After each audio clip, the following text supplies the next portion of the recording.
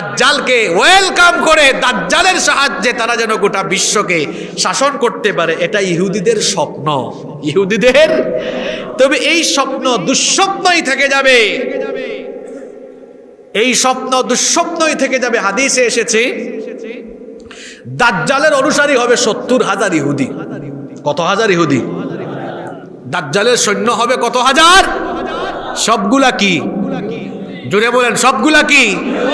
তো তারা অপেক্ষায় আছে, দাজ্জাল, মিস্টার দাজ্জাল আসবে, আর দাজ্জালের নেতৃত্বে তারা গোটা দুনিয়াতে তারা তাদের সাম্রাজ্য বিস্তার করবে।